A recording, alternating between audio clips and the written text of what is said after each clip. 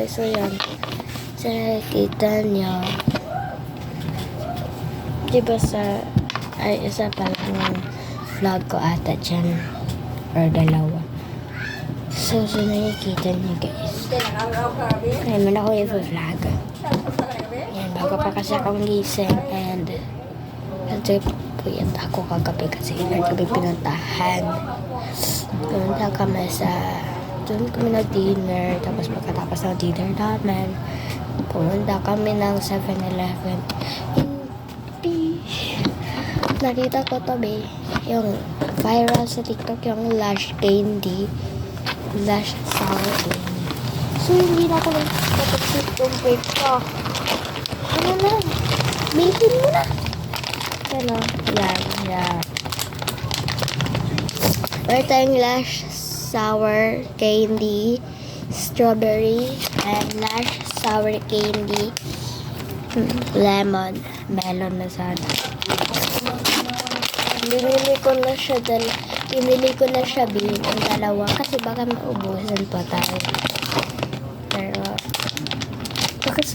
kakasarap daw nito, pero actually gusto ko pong i-taste, pero hindi pa ako naliligo. Yan siya guys. Hindi ko alam magkano to.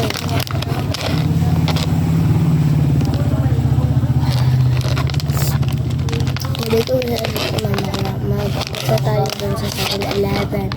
Tapos kapag walang Lush Sour Candy, hindi na lang kayo bibili. Lalabas na lang kayo. Meron ako nakita and thank of God dahil merong Lush Sour Candy doon sa 7-Eleven. And guys, masarap daw po. And if gusto nyo try, ito daw. Sa TikTok, nakikita ko to. Lasa daw Max. Ay, ito hindi ko alam. May Max Strawberry Max. Cherry lang naman eh. So, hindi ko alam lang itong lasa. May matigas siya. And ito is lasa daw Max na lemon. Naganto guys.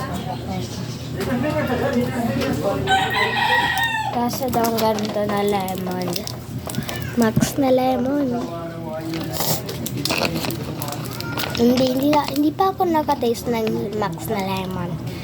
Yung tinitaste ko lang talaga is yung orange and cherry. Yes.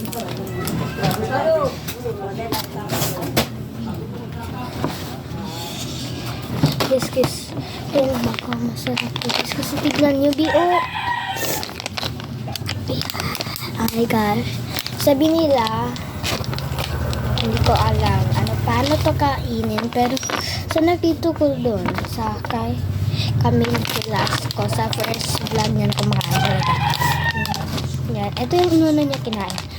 Hi guys, so yan, meron ko nakita sa Lush Sour Candy sa so try ko sa kinain niya tsaka yun Arabi, baka mali.